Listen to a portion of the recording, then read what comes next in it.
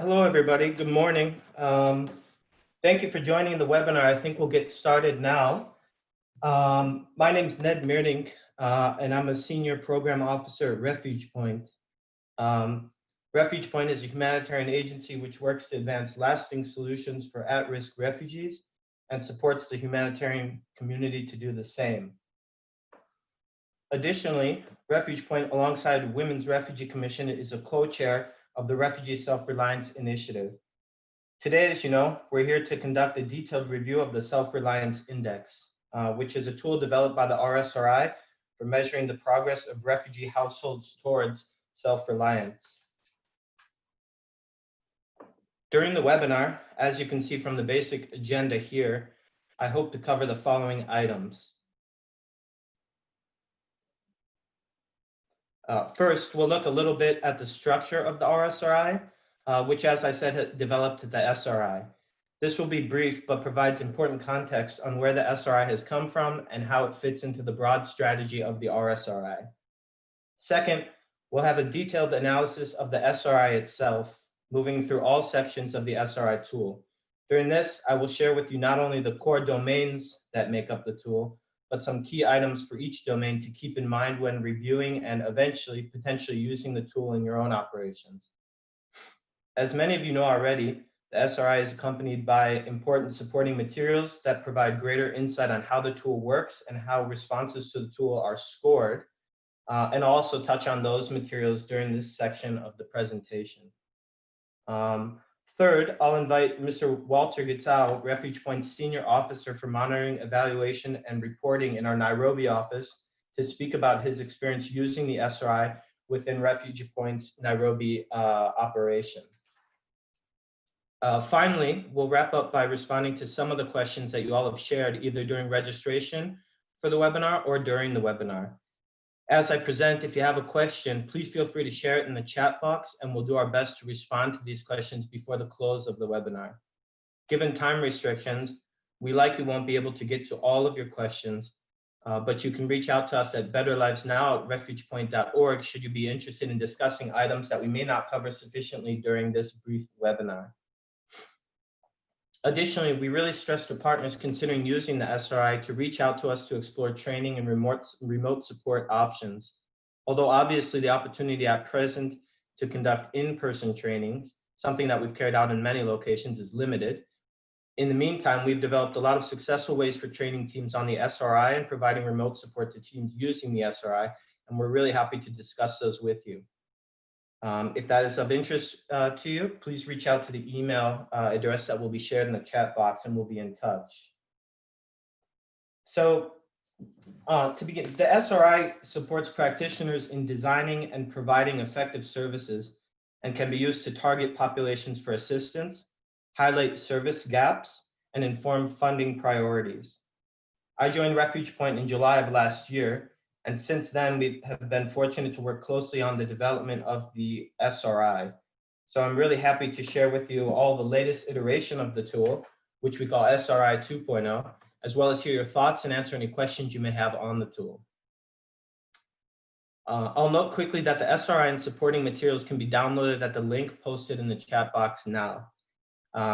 In case you have yet to download the SRI scoring guide or user guide or other materials, please refer to that link in the chat box. This is, of course, not mandatory for participating fully in the webinar and getting a sense of the SRI, but we'll provide you with extra reference materials during the presentation that may help understand the SRI a little bit better as we go along. Additionally, if you're interested in looking at the presentation of the tool on a data collection platform, something which we find is useful for understanding how the SRI really works, you can find an example of that, the links posted in the chat now. We find it's really useful for those learning about the SRI to have that up on the screen as we move through the various sections. So ahead of diving into the SRI tool itself, I'd like to discuss briefly some of the background to the SRI. As I mentioned, the SRI was developed by the Refugee Self-Reliance Initiative. The RSRI was launched and is co-led by Refuge Point and Women's Refugee Commission, and is a multi-stakeholder collaboration that promotes opportunities for refugees around the world to become self-reliant and achieve a better quality of life while simultaneously advocating for the full enjoyment of their rights. Our broad aim is to collectively reach 5 million refugees with self-reliance programming in 5 years, and in the process, identify the most conducive environments, effective models, and accurate measurements to aid global expansion of self-reliance opportunities. The Self-Reliance Index is a part of this. Although we won't have enough time today to cover the development of the RSRI exhaustively, you can see here a brief timeline on the evolution of the RSI, which brings us up nearly to present. One of the core structures of the RSRI is what we call the community of practice, or COP. Some of you on the call may already be members or part of the COP. The COP has met on regular calls and in-person convenings over the last 4 years to connect and share on items related to the promotion of self-reliance. Over the last 4 years, the community of practice has grown to over 25 members, and we invite agencies on this call, if you are not already members of the COP, to join us in this community. A precursor to the development of the SRI was a COP gathering in March 2017, where members agreed on a definition, principles, and measurement parameters for self-reliance. Refuge Point and the Women's Refugee Commission took that input and began creating the Self-Reliance Index, which you now all have in front of you. The creation of the SRI was in direct response to one of what we call the 3 pillars of the RSRI: programming, measurement, and advocacy. The SRI is, or can be and is, supportive of all of the pillars of the RSRI, but relates obviously most directly to measurement, specifically our interest in increasing the ability of the humanitarian community to measure self-reliance in a household, as well as understand how a household's self-reliance can change over time. Details of the measurement pillar of the SRI are shared on the next slide. So you can see on the slide here that these are the RSRI contributing partners. It's a non-exhaustive list, but these are some of the partners that are members of the RSRI and some that contribute to the community of practice.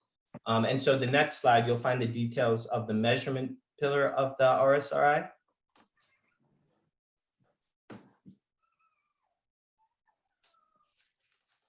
Thank you. So the SRI is a core product of the RSRI that developed into its current form with the benefit of a significant amount of experience and insight from both chairing agencies of the RSRI as well as RSRI members. We're now on to the second iteration of the tool, and this emerged after a soft launch period that ran from July 2019 to January 2020. Our core objective during that soft launch period was to take SRI 1.0, which many of you have seen already, and further develop it, benefiting from testing the tool and learning from practitioners in Mexico, Kenya, Jordan, and Ecuador. The RSRI has produced a detailed document on the learning process during the soft launch, as well as the changes that were made to the SRI as a result of lessons learned during the soft launch. And we'll share that link for you in the chat box if you'd like a more detailed review of what occurred during the soft launch.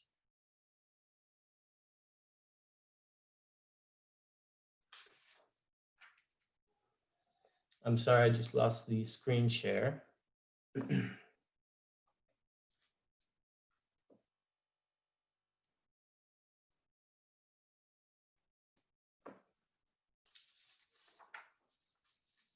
Hold on 1 second, I'm just waiting for the slides to go back up.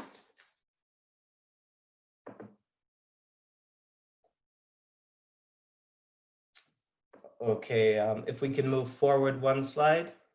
There we go, thank you very much. Despite changes being made to the tool during the soft launch, the essence and objectives of the tool have remained consistent, which I'm sure you'll see as we review it. The SRI captures data on 12 key areas, which we call domains. These domains are housing, food, education, healthcare, health status, safety, employment, financial resources, assistance, debt, savings, and social capital. A key point of the SRI is that we stress is that it doesn't capture all the information we want concerning a refugee household's self-reliance, but captures the information we need to make observations on a household's self-reliance.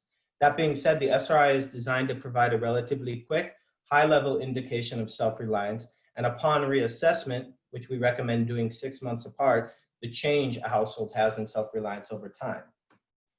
We prioritize throughout the development of the tool the high demands put on field teams that will use it, and thus have worked very hard to ensure the SRI is a manageable tool that provides a broad base of actionable information without overtaxing human resources. Importantly, the SRI is designed primarily for use with urban and non-camp-based refugee populations in countries or regions of first asylum. However, the SRI may also prove useful with other displaced populations, including IDPs or internally displaced persons, camp or rural-based refugees, economic migrants, and even non-displaced nationals of host countries. Testing in some of these contexts is on the immediate horizon, and we are always eager to speak with partners wishing to apply the SRI in these contexts. So for practitioners, the SRI will look very different than other assessments that may be more familiar, given that it is holistic. And rather than capturing extensive detail on, for example, WASH or healthcare, the tool gives a broad picture of a household and core elements that can contribute to a household's self-reliance or lack thereof. Many users of the SRI may pair the SRI with other assessment tools, given that, depending on the type of response, more specific data on any of the domains which the SRI touches on may be desired or required for providing services. SRI users unfamiliar with holistic approaches to programming and assessments that can inform holistic programming are sometimes challenged by the format of the SRI, and for these reasons, we prioritize provision of training to teams interested in using the tool, as well as the building of relationships with teams using the SRI, so that we can provide really effective remote support and guidance as the tool is deployed. Another interesting feature of the SRI is that the SRI is not designed as a questionnaire to be read verbatim. Rather, it is a tool to aid an assessor in making an educated evaluation of the household status across the domains. The assessor will ideally use a combination of discussion with clients, direct observation, for example, during a home visit, knowledge of local conditions, and any prior knowledge of the household circumstances to arrive at an evaluation, which for the SRI is reflected by an end SRI score between 1 and 5, with 1 signifying low levels of self-reliance and 5 signifying high levels of self-reliance. Having worked with SRI users over the past year, I can say without a doubt that the tool is best used to structure a discussion rather than as a questionnaire, so it's important to make that distinction. The assessments conducted that yield the best and most accurate results definitely reflect the discussion format rather than the traditional question and answer questionnaire format. Structuring the assessment in this way takes training and practice, and we are more than happy to work with partners on those items to make sure that we get the best results possible from the tool.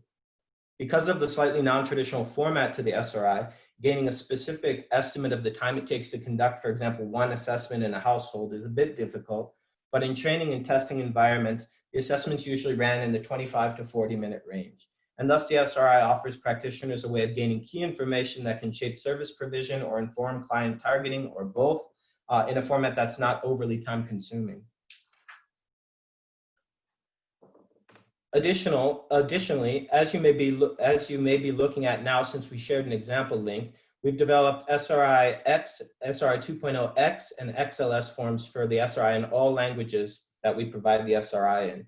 So employing data collection platforms using those formats, for example, ODK, Kobo, or Comcare, to conduct SRI assessments is relatively simple, easy to do offline. And again, that is something that we're more than happy to support you on if you're not yet familiar with those platforms.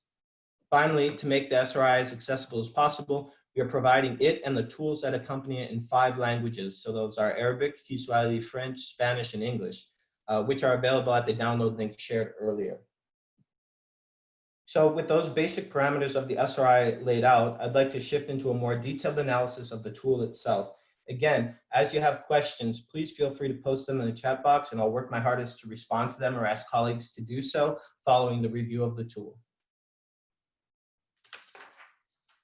So the SRI is divided into 4 key parts. Part 1 is biographic information. Part 2 is domain-specific guidance. Part 3 are open questions, and Part 4 are interviewer assessments.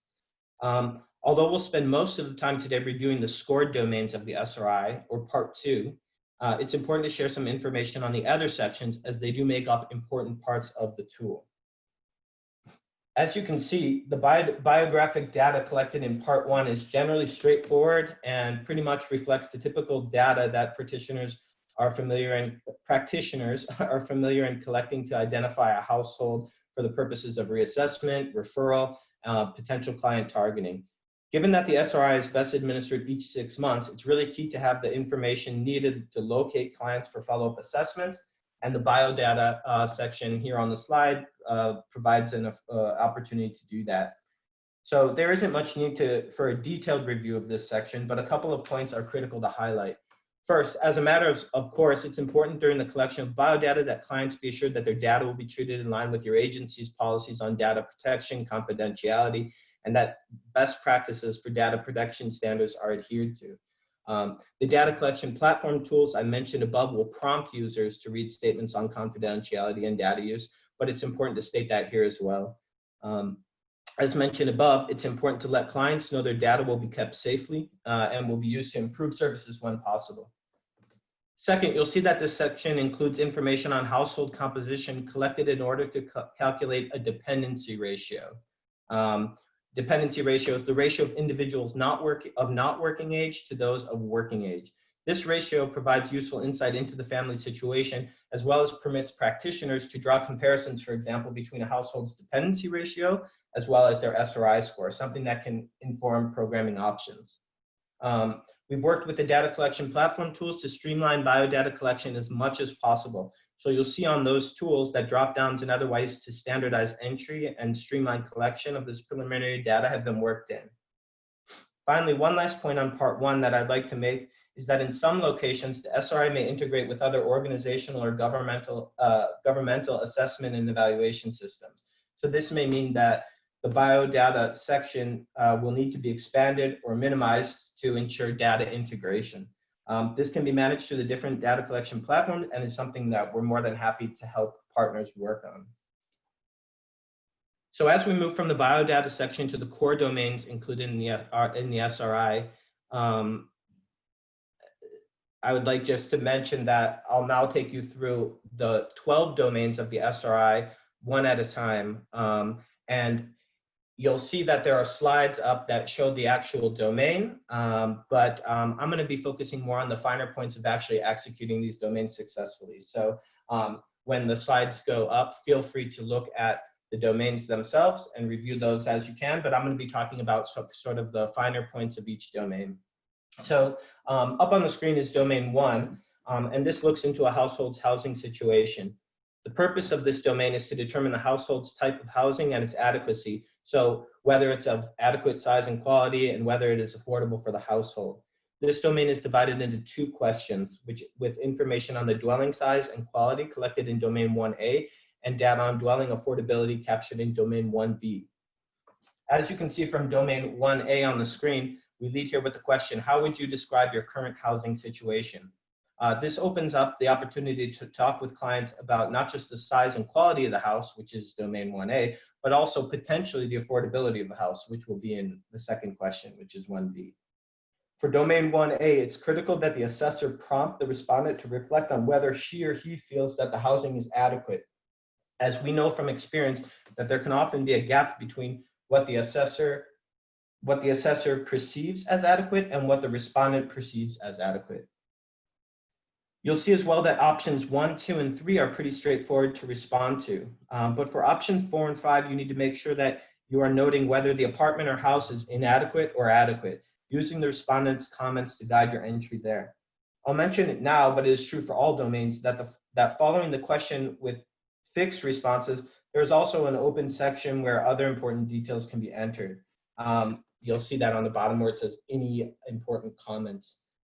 We've seen SRI users employ this for referral notations and a variety of other information that is relevant to the household you're working with, but may not be reflected in the fixed response choices of the domain itself.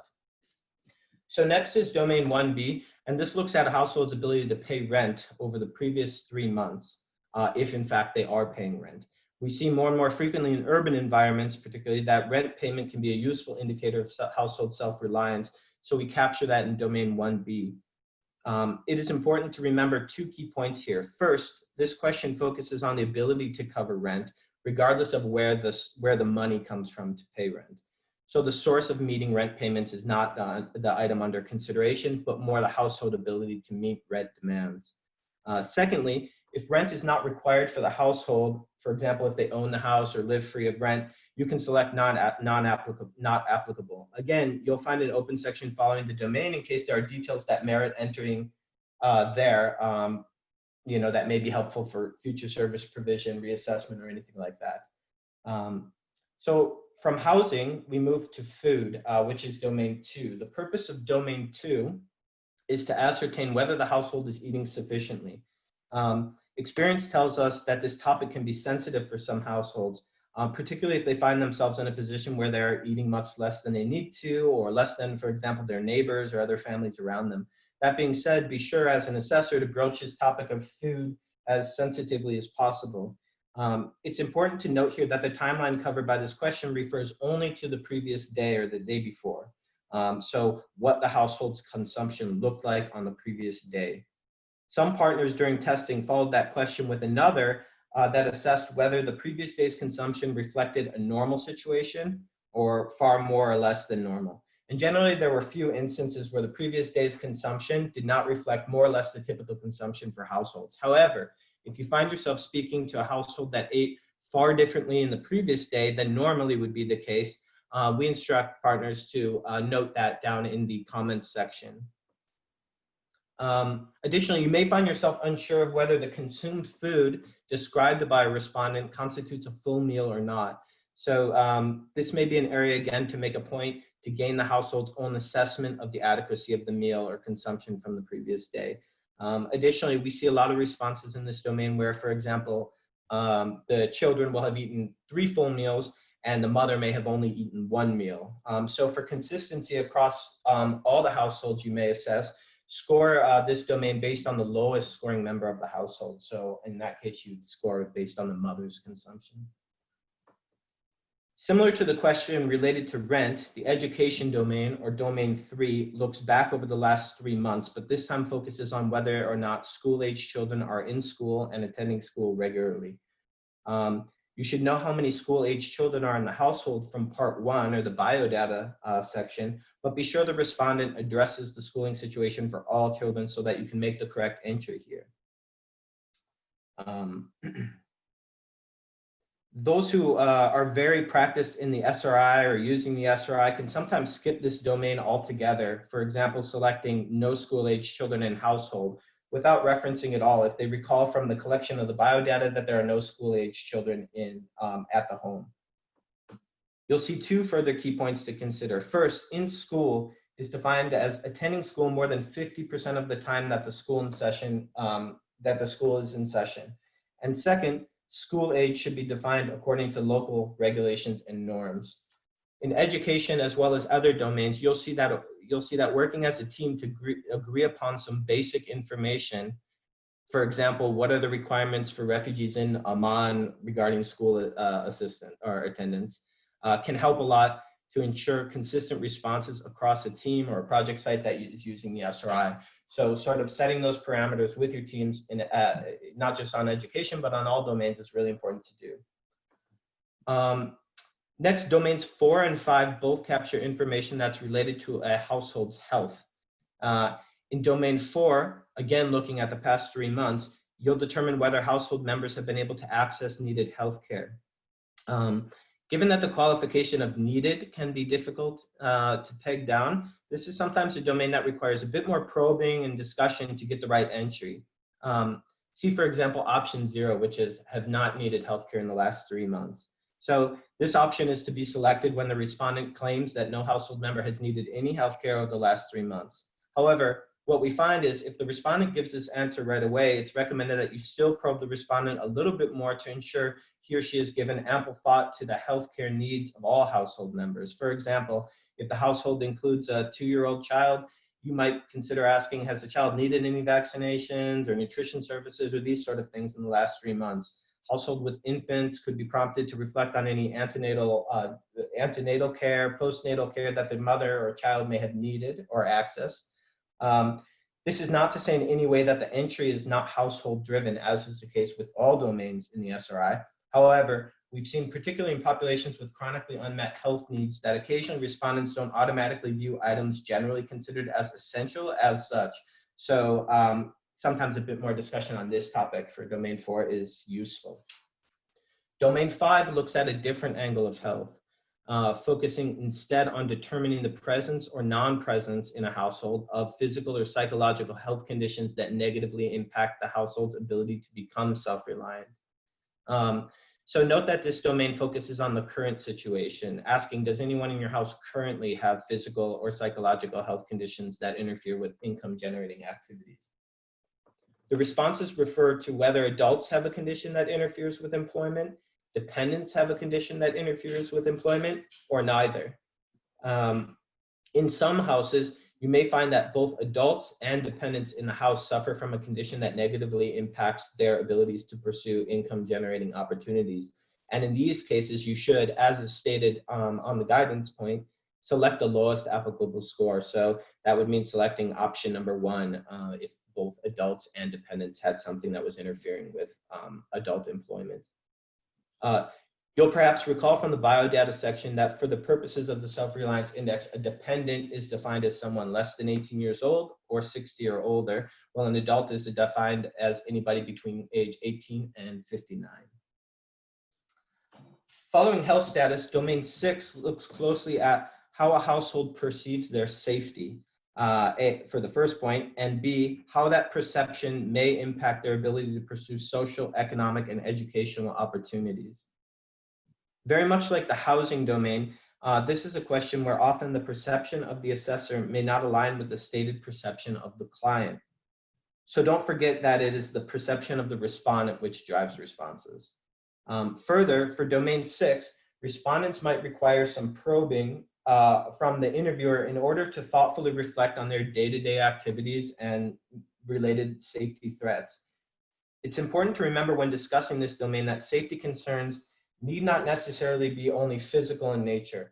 Verbal threats to safety, harassment, intimidation all fall under the definition of safety concerns in this domain if they're serious enough to impede a household's pursuit of, quote, opportunities. We know that opportunities can be vague, so we've worked to narrow it down a bit to refer to activities that could help lead to self-reliance, such as going to school or work, attending community meetings, etc. Some examples of this are useful for stating now, just because it sort of gives context to what we're talking about. So, for example, a child that stops going to school due to harassment or fear of abduction during the walk to school, or a woman who can no longer sell food at the market because she regularly experiences harassment there, or a man with social ties, without any social ties in his refugee community, might want to attend, for example, a weekly meeting where neighbors contribute to an informal savings account, but he doesn't feel safe walking to this meeting at night, so he doesn't attend. All of these would qualify as restriction of some opportunities. Again, sometimes different members of the household can have a different perception, and examples of how this is their perception of safety has inhibited their pursuit of opportunities. So in this case, it's important to choose the lowest applicable score of a given household, something which is noted in the right column there on the guidance notes. So before moving on to domain 7 or employment, I'll pause just for a moment to remind you all that if you have questions as I proceed through the details of the score domains, please feel free to share those in the chat box. And in the end, we're going to have an opportunity to respond to some of those. You can just as well contact us at the email we've already shared, betterlivesnow@refugepoint.org, if you'd like to talk about any points offline or get in touch with myself or other colleagues. So on to domain 7. In order to correctly assess domain 7, which is employment, it's really important that teams share a common understanding of terminology before going out and using the SRI. This is true for a lot of the domains, but very critical for the employment domain. The purpose of domain 7 is to ascertain whether household members are engaged in income-generating activities. Income-generating activities are defined as any activity or service performed by a household member that results in a financial payment of some kind. So you can see that there are a variety of potential responses there. But as I said, it's important that teams kind of collectively understand the definition of each of these in advance of using the SRI. So for the purposes of the SRI, we've defined these as follows. So option 2 is temporary, irregular, seasonal work. So this refers to work that includes any income generating activity that's not consistent or reliable on a weekly or monthly basis. We then have regular part-time, including self-employment. So this differentiates from temporary or regular seasonal work in that regular part-time is consistent over time. We define full-time work as work that comprises at least 35 hours per week. These 35 hours per week may be comprised of multiple jobs all fitting together. You see, of course, that if those terms were not understood in the same way by all of your team members as they use the SRI, the results would be inaccurate. So we encourage review of this ahead of using the tool. Additionally, these definitions are not set in stone, so they can be contextualized as needed, provided that teams have a shared understanding of what constitutes one type of employment or another. Finally, you'll see here that this question asks about the employment situation over the previous 3 months. And in instances where one or more options of the household fit a response, the highest score should be chosen. This is a domain that often requires a bit more probing than the others to get a correct response. One thing noted by field teams that have used the SRI, for example, is that respondents oftentimes have a bit of difficulty with the determination of whether their job or jobs they carry out would total the hours that lead to our definition of full-time designation or part-time. So this is something assessors are encouraged to work through with clients to get the most accurate responses possible for such a critical domain, when we're talking about self-reliance employment. So the following domains, 8, 9, and 10, are unique in that these are the only questions in the entire SRI that A, permit selection of multiple responses in a single domain, and B, which work best when assessors actually read the list of potential choices to clients rather than eliciting this, via discussion. So this may not be perfectly clear as I've just explained it. So I'll go through these domains one at a time to make more clear what I'm trying to say here. So domain 8 refers to financial resources, and we focus on understanding the various sources a household has drawn on over the last 3 months to cover members' basic needs. So when asking respondents about this domain, you'll want to establish which of the following sources of support a household may have used to meet its day-to-day needs. So those choices are assistance, borrowing money, selling assets, previous savings, remittances, money, in-kind contributions given by friends or relatives, and work. So that includes formal or informal work, petty trade, handicrafts, any sort of income-generating work. It's important to note here that for the purposes of the SRI, assistance refers to formal assistance or aid, cash or in kind, provided by an organization, religious institution, the government, or another kind of formal entity. So for example, if a household gets a bit of food or cash, not from an agency or entity, but from neighbors or family members, that would not be considered as assistance, choice 1, but rather as remittances, choice 5, or remittances, money, in-kind contributions. So it's important to differentiate kind of the source of things that are coming in the household to help people meet their basic needs. And that can be a bit confusing when you have something like friends providing something directly. Just to kind of give an example of how selection might work for this domain, if a household had, say, food coming from WFP, a bit of savings that they used when needed, and also some work bringing in income to meet basic needs, you'd select assistance, previous savings, and work for this domain. So don't forget that this is a multiple select question rather than the rest of the domains that we've already covered, which are all single select. So domain 9 looks a little bit deeper at the types of assistance a household may get. The purpose of this domain is to determine whether the household relies on assistance to cover any of its basic needs. You'll know whether or not they receive assistance in any form from the previous domain, but it's important to establish which type of assistance a household receives, if any, and that is possible by using this domain. Again, you'll want to select as many responses as are applicable to get the most accurate recording for this domain. Now, because the potential types of assistance a household may receive are so diverse, we've included an other option for this question. So please, if a type of assistance a household receives does not fit directly in the response options listed here, you'll want to select other and detail that in the open response field under the domain. One thing we notice about this domain is that oftentimes in the course of discussion on other domains, you will have established one way or another some types of assistance a family receives. So in these instances, you may be able to enter some responses without asking about them directly from the previous information if you remember to do so. But it's always good to confirm that you're remembering correctly. So you could say, oh, so you said that DRC had given you shelter support for the last 3 months, right? You know, something like that. So these are kind of ways that we find that assessors make the assessment even more efficient by, you know, the discussion format leads to a lot of information being shared even outside the domain. So sometimes you're able to plug in responses to future domains without having to go back and kind of restate it. So finally, you'll see that just like the previous domain, that the scope of this question refers to the previous 3 months only. So assistance received outside of that time frame ought not to be considered. Domain 10 looks at the issue of debt. The debt domain assesses whether the household has incurred any outstanding debt to meet its basic needs, as well as to understand which basic needs are currently met using borrowed money. Similar to domains 8 and 9, this looks at a period of the previous 3 months, permits multiple selections for the domain responses, and works best when you read the list of potential sources of debt if in fact you establish that the household has some outstanding debt.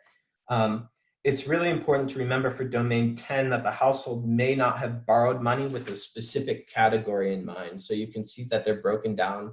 The things that debt has been used to meet is broken down here in the response options.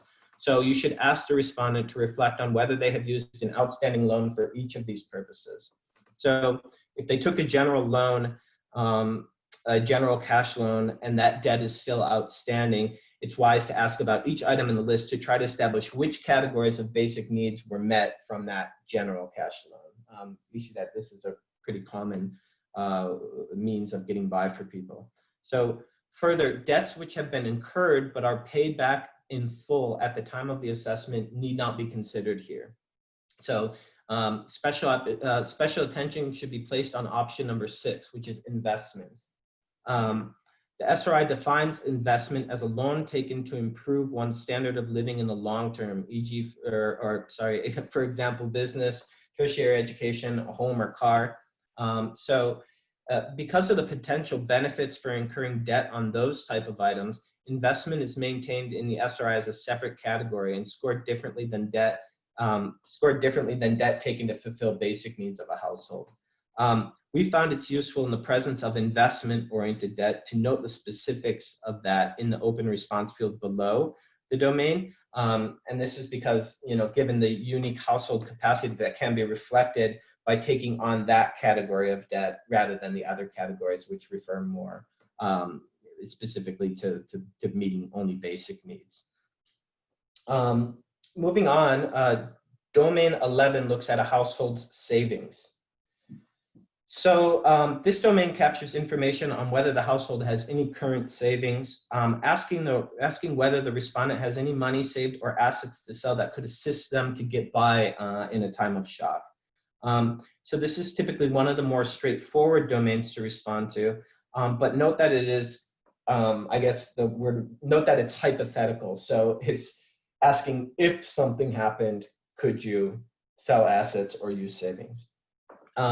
Additionally, it is sometimes complicated for households to determine straight away whether savings or assets on hand would cover less than 1 month's basic needs, 1 month's basic needs, etc. And so in order to differentiate between, for example, options 2, 3, and 4, you need to know that information. So it's good to lead a discussion when it's clear that someone's not clearly defining the duration of time that could be covered of basic needs by selling assets or using savings.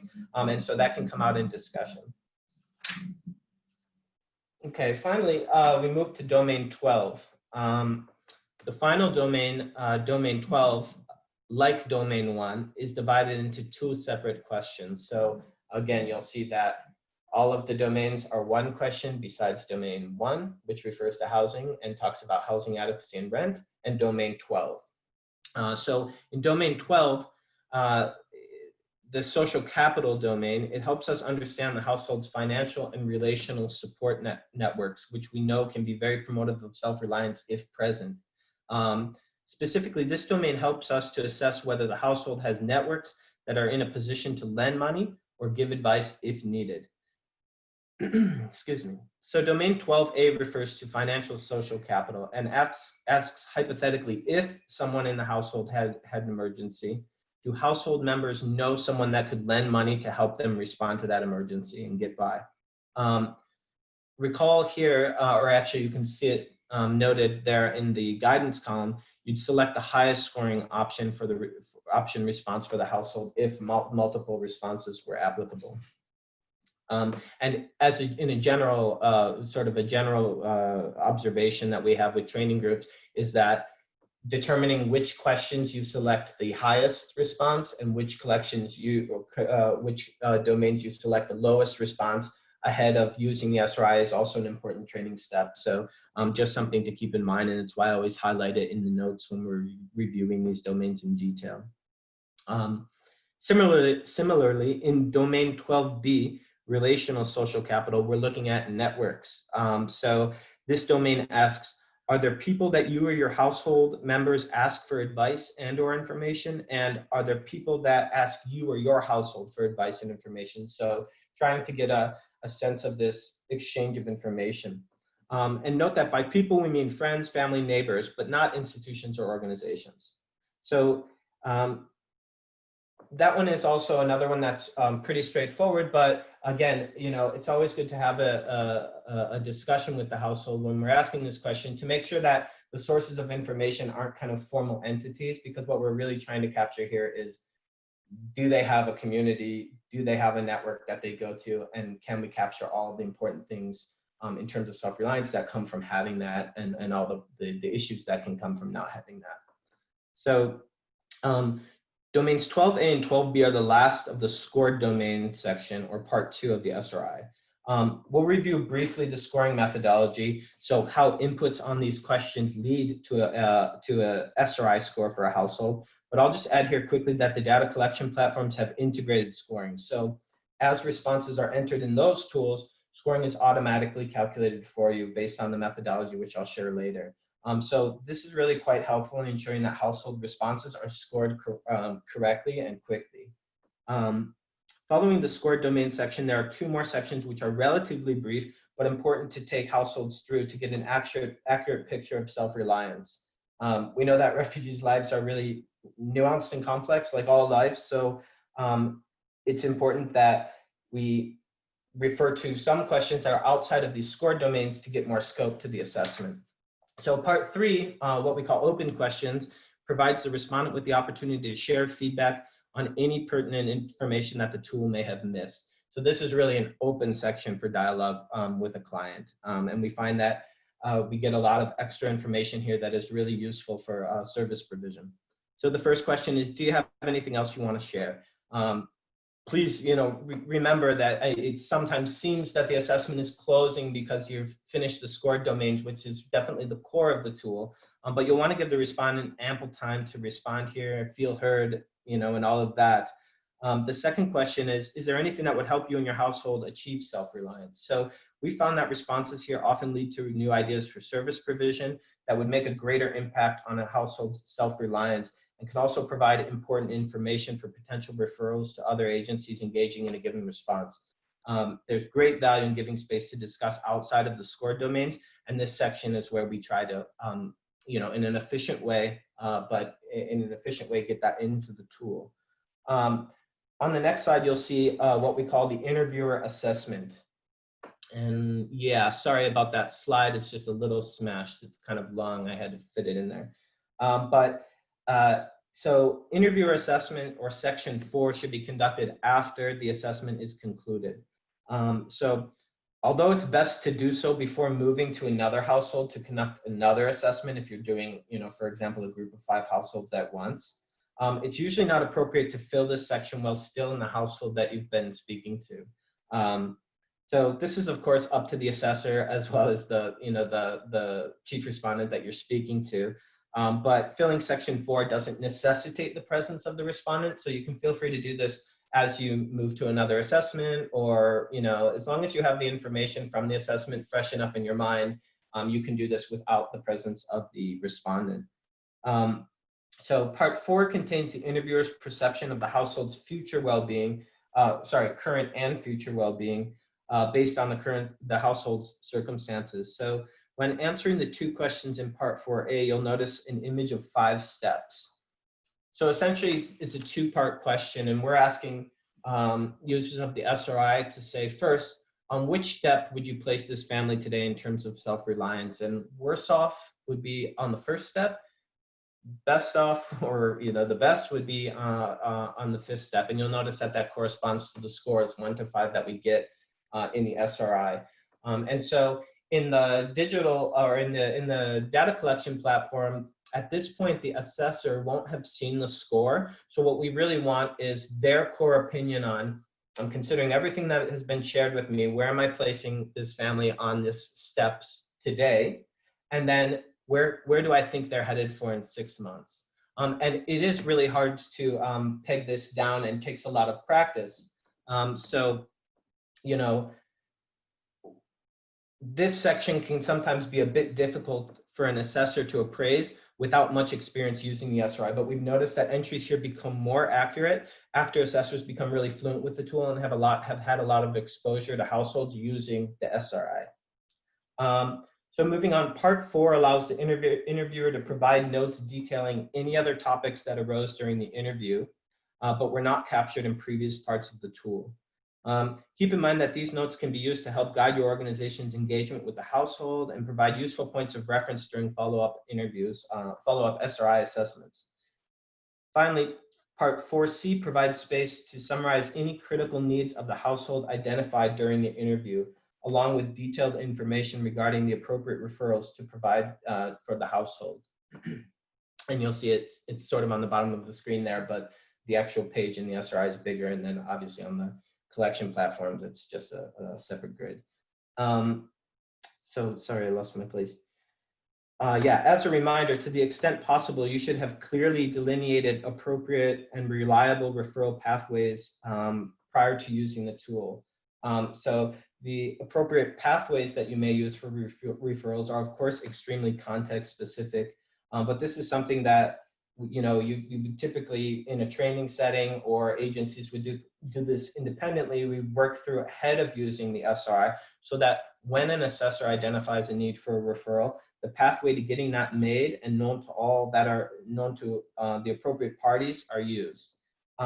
Additionally, because of the holistic nature of the tool, there frequently will be instances where a need is identified by a client, but an assessing agency doesn't have the ability to intervene on that item directly. So again, this underscores the importance of using Part 4C to feed the referral pathways, improve coordination, and these other side benefits of using the tool.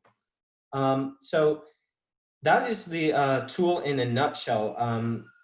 I understand that it's a whole lot to take in, and shortly we're going to take some of the questions that have come through. But as we've already shared the link, but I encourage you to reach out to us at betterlifesnow@refugepoint.org if you want to discuss things further.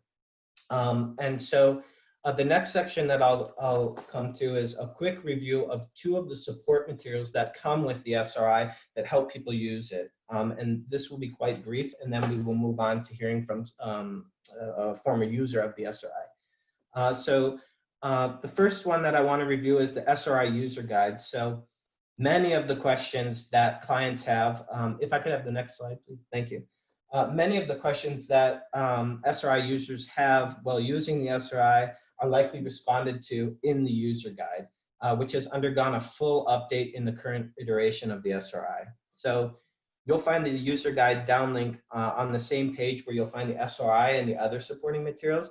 And I believe we've already shared that link, but maybe we can do so again now so people can access the user guide.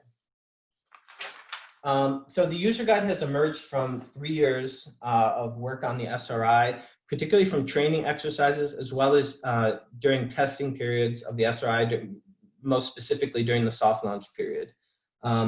In the current update, we've made the document really navigable, so you can locate and read a briefing on any of the domains or sections within the SRI pretty easily, as well as learn more about the development of the tool and the approaches for using the tool, which have been successful for others. And so this is a point that I tend to really stress, is that because the approach of the assessment is difficult, some guidance is really important. And we are able to provide that via trainings, but also there's a healthy amount of information within the user guide itself about how teams tend to approach this assessment, guide discussions, and kind of the things that we always see come up that people have questions about. So it's really an important resource. So I can't stress enough when speaking to folks about the SRI how essential the user guide is. Not just as a training and review tool ahead of using the SRI in the field, but also as a reference tool to employ when using the SRI. So all of the definitions for different domain response choices are found in the user guide.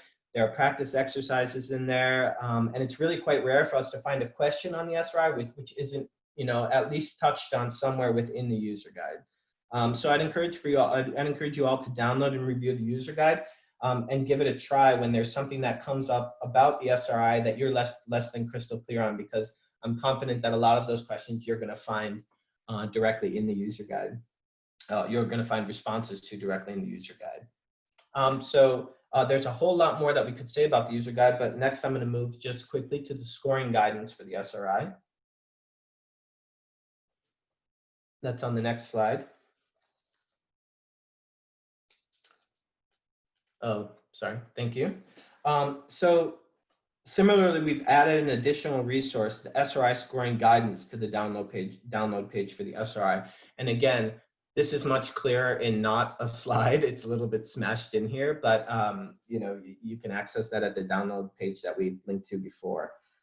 So as mentioned kind of throughout the presentation, one of the primary objectives of the SRI is to produce a measure of self-reliance that can be tracked over time. So this is the score that we give a household. The score is derived from part 2, or the scored domains of the tool, and signals a household level of self-reliance at the time of the interview, and upon reassessment, how that household self-reliance is changing over time. After piloting the SRI, the RSRI team employed the pilot data in field experiences and the structure of the tool itself to develop a really robust scoring system, the details of which you can see both on the scoring guidance sheet, but also in the learning document, the link for which I believe we've already shared. The scoring system generates domain-specific scores and an overall score of self-reliance that is calculated from all 12 scored domains. Each domain, and part 2 in its entirety, is assigned a final score from 1 to 5, where a higher score indicates higher self-reliance. This template and technical support from us, if and when it's needed, is provided for organizations using paper and pen to administer the tool, but the calculations underlying the template are automatically programmed into the aforementioned data collection platforms.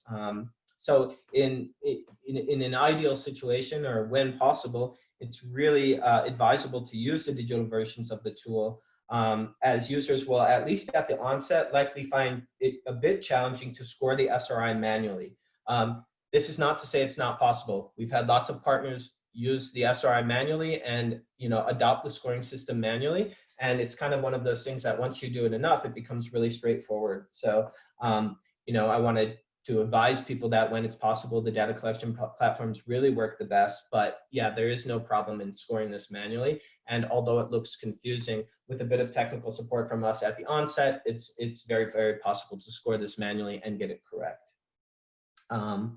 So I think the next thing that I would want to say about scoring, or the final thing that I want to say about scoring, is that we are always available to provide a little bit of extra support on getting through the score sheet. But essentially, you'll see that an entry on the SRI leads to a transform score between 1 and 5 for domains. And so with the exception of 3 domains, all the domains are totaled and averaged to get a score. And those 3 domains, which you can see highlighted here, are then subtracted from that score to come to a final score between 1 and 5. So it does look a little bit complicated on the scoring sheet itself, but definitely possible to score it manually and do it correctly and consistently. And the data collection tools that we've developed do this for you. So it becomes a lot more efficient and easy. So I would, of course, when scoring the SRI, encourage people to use those. And so next, I would just like to Encourage people again, if you have questions, we're going to have a bit more time to go through some of the questions you may have on the SRI. But first, I wanted to introduce Mr. Walter Gitau, who is our Monitoring, Evaluation, and Learning Senior Officer in Nairobi.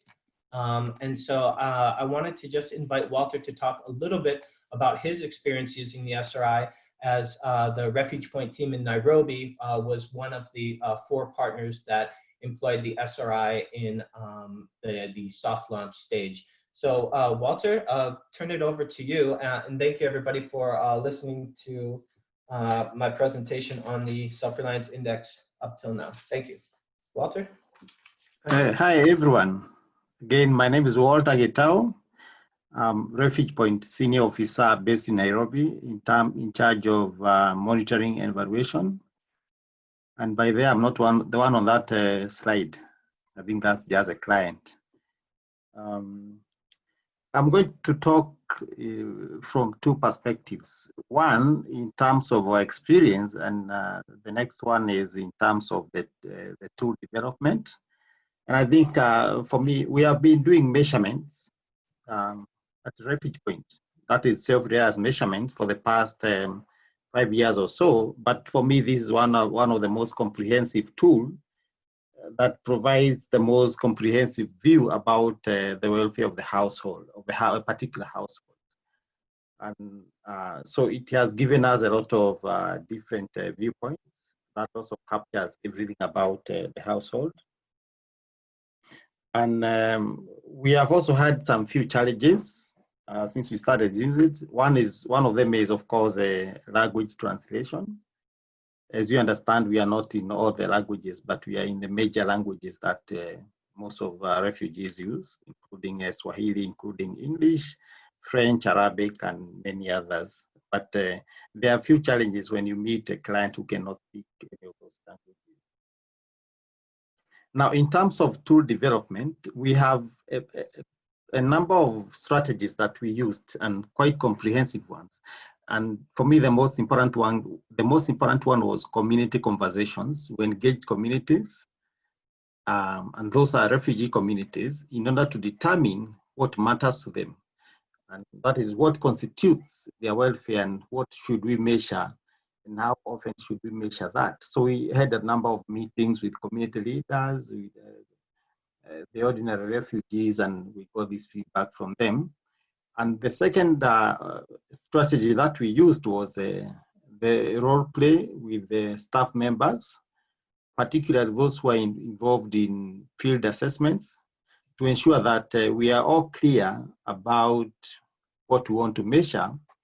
And also we have a uniform understanding of what we are measuring, so that a case manager does not differ with another case manager on what a particular domain talks about. For example, if it's about food, all the case managers are studying it in a similar manner. And of course, we got feedback for that, and we developed the tool, did another evaluation, and we again went back to the case managers to look into their own assessments. But the most important thing, we had community validation. And this, we looked at 2 aspects of the tool.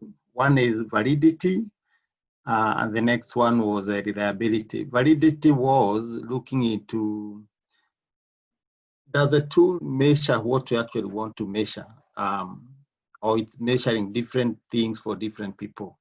And we could ask questions from 2 different individuals on the same households and see if the scoring is the same.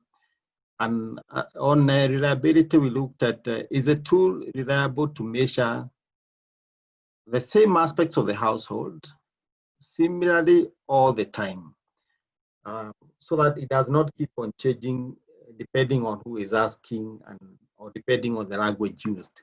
So whether you use Swahili, whether you use English, or whether you use French, are we getting the same responses from the households? And for me, the last one, and also an important one, was comparison with existing tools. So we looked at other existing standards of household welfare. For example, the sphere standards, and compared how they fit into SRI. And so we looked into how those tools, well established and old ones, but a bit comprehensive and maybe also difficult to use, how can they enrich SRI? And those have been some of the most significant contributions we got from other tools. Ned, I don't have anything else to add.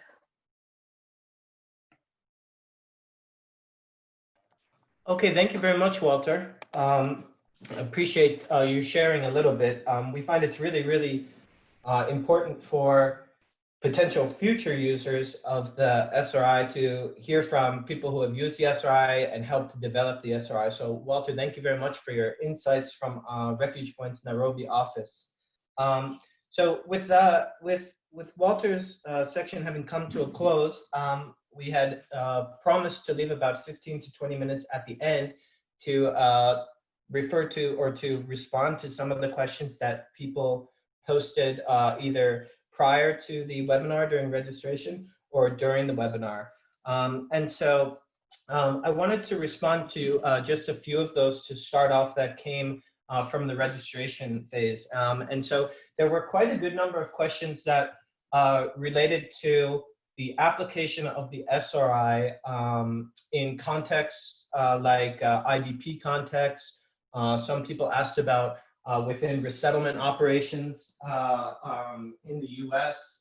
And so, there was also a comment about camp settings. And I see that even someone has posted in the chat an inquiry about applying the SRI in IDP situations as well. So this is a really frequent question we get, because we do say at the outset that the SRI was developed with kind of protracted urban communities in mind.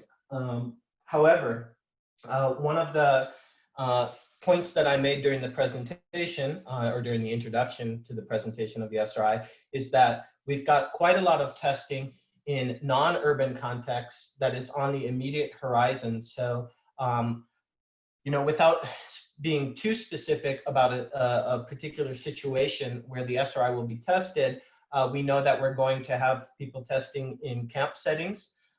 We've begun to talk to a little bit of people about potential applications in resettlement situations. And so this is something we're very, very interested in talking to partners about, learning about, and providing support where we can on that question of non-urban settings and the application of the SRI. So the broad answer is, although it hasn't been tested yet in those situations, that testing is coming, and we're really keen on working with partners to do that. So I would advise anybody with a specific situation or context in mind to reach out to us at the email which we've shared, so that we can work with you on how that might work, and what, if any, modifications to language or anything like that may be called for given a certain situation. There's a similar question that has come up that is related to, if my agency wants to change a domain for using the SRI, can we do that? And so the answer is that for the 12 scored domains, scoring has been calibrated really carefully on those 12 scored domains. And so no changes are really possible within those 12 scored domains. But for example, an agency that wanted to collect maybe an income indicator on the side of doing the SRI or something like that, this is totally doable, and something we can support to build into a data collection platform, or something that we can also provide guidance and support on. So the response to that question, and thank you for asking, is within the 12 domains, the scoring is really kind of fine-tuned on all those domains being responded to. Outside of those domains, if we need to have an additional indicator put in because there's something else that you're collecting on and it would make it much more efficient, that's totally doable. Broadly, one of the things that we're really focused on in the current phase is looking at systems integration with partners. So those who are using the SRI, how does the SRI fit in with their other monitoring tools? What efficiency gains can we make by looking at those tools kind of side to side and seeing where they overlap potentially to avoid any kind of situation of duplication, but still, be able to make progress on this idea of measuring self-reliance. And so that would be my general response to that. We also had a question of, do respondents also answer their perception of where the household is and will be in 6 months? So no, in the current iteration of the tool, I believe that the question refers to the STEP question that the assessor, the interviewer assessment of where they are and where they'll be. And so in the current iteration of the tool, this is really incumbent on the assessor to make that estimation. However, given that there are enough open field options throughout the SRI, there would be a lot of places to enter that. And I think that in the open questions at the end of the tool, so that would be part 3, there's quite a lot of space there to talk about things like, the house is feeling optimistic because they were able to get a startup capital loan for a small business or something like that. And that's all really important information to capture, but it's just not captured directly in the interview assessment. So I hope that that responds sufficiently to that question. The next question that was posted during the webinar was, if a respondent had full-time work 3 months ago, but was laid off and has been unemployed for the last 2 months, they'd still be scored as full-time. So yeah, because the question captures employment over the previous 3 months, it would still be captured as full-time employment because that was a way that the basic needs of the house were met during that time frame. So yes, that would be captured by saying, yeah, they had work full 3 months ago, but 2 months ago got laid off. So it still fits within the 3-month timeline for that question. So it's your assumption that you would select full-time employment is correct. However, in those sort of, I don't know if they're anomalies, but when those sort of things happen, we typically advise users of the SRI to note that in the qualitative open field below each domain, so that information that doesn't fit directly into the grid can still be referred to, because obviously that's something that a service provider would really want to know and respond to. If someone had the capacity and skills to gain full-time employment but unfortunately lost that, then we would want to know that as service providers, because in a job placement sort of situation or training situation, that would be important information to have. So we can capture it in the qualitative, but in terms of entry on the SRI, because they had full-time employment contributing to their meeting their basic needs, we would still say yes, that's full-time employment.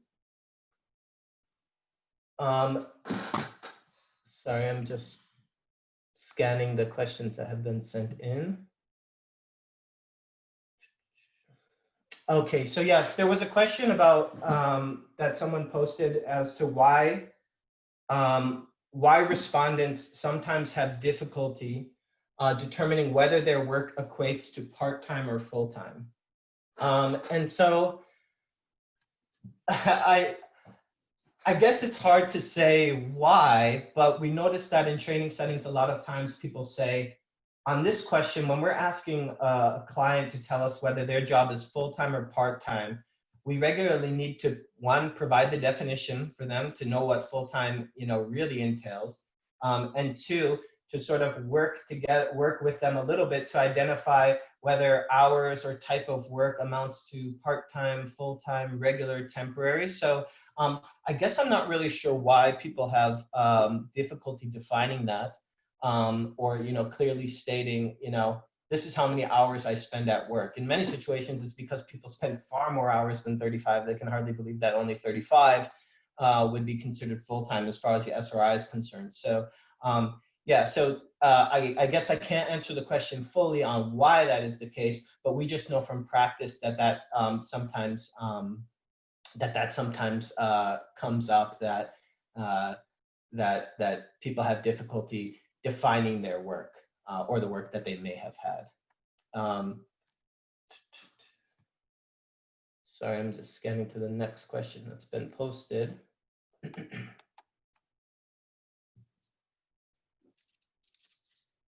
Somebody asked why the food domain is restricted to the previous day. And so, and the question was, doesn't this cause inaccuracies for really understanding how household consumption goes?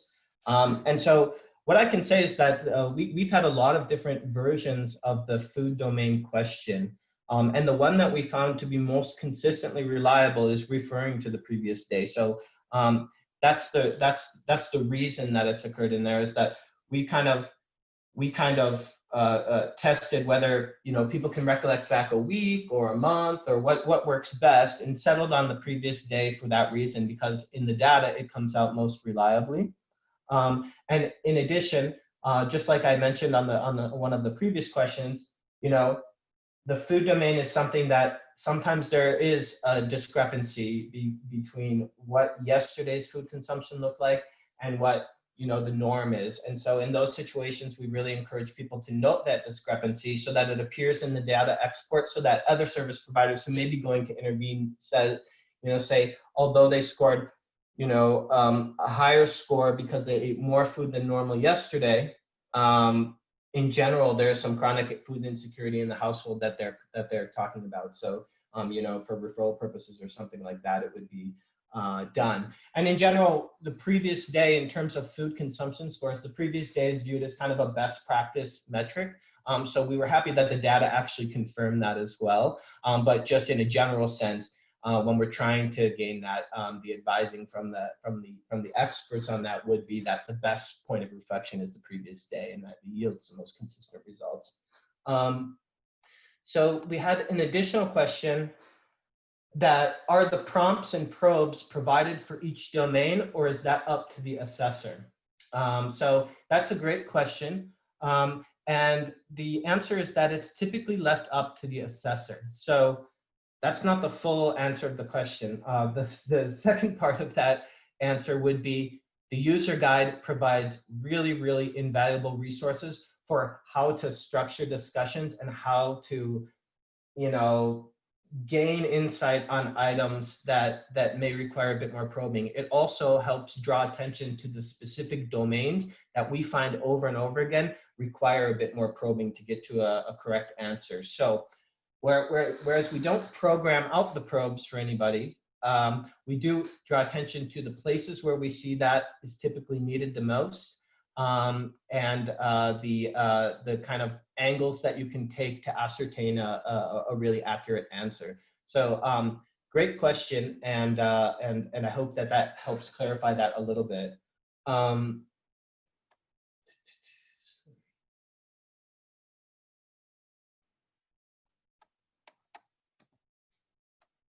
Okay, sorry, it's kind of hard for me to juggle all the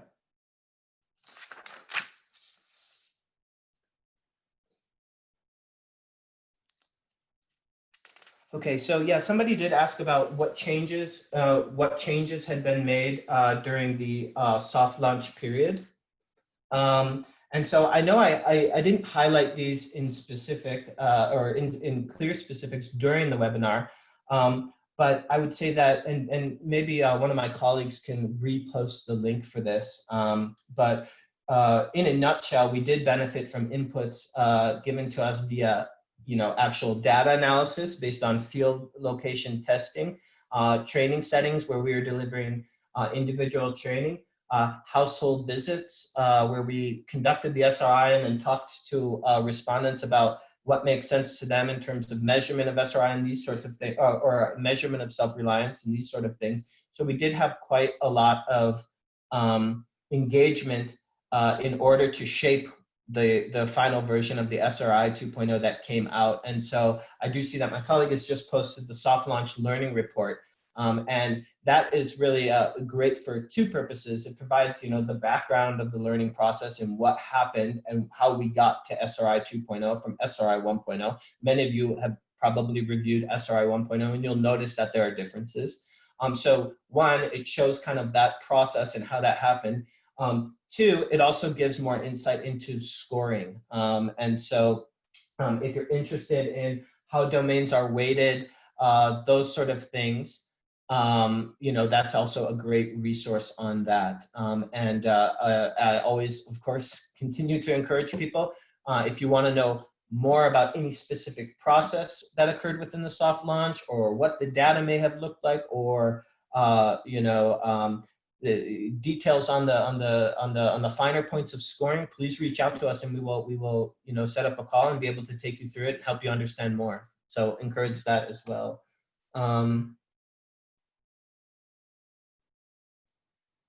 Okay,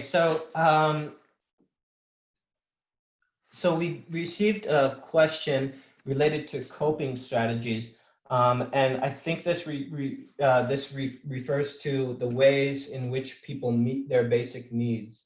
The question was whether or not we consider begging or problematic means of satisfying basic needs in that domain. And I'm just trying to pull up the domain so I can look more specifically at the response to this question. I'm sorry for the delay. Okay, got it.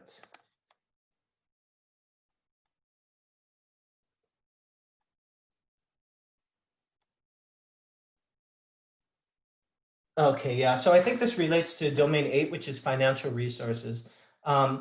So that question asks, in the last 3 months, how is your household supporting itself to meet its basic needs? So there was, at one point, a mention of begging in this domain. I believe it was under option number 2, which I think we had borrowing money and then / begging. And so what we realized from field testing in a number of contexts, but it was pretty consistent feedback, was that we don't get quality information necessarily from most households when we're asking about begging. One, because it's extremely sensitive. I mean, a lot of families would feel some degree of shame in reporting that, yes, I do have to resort to begging. So that's one reason that we decided to pull that from the language.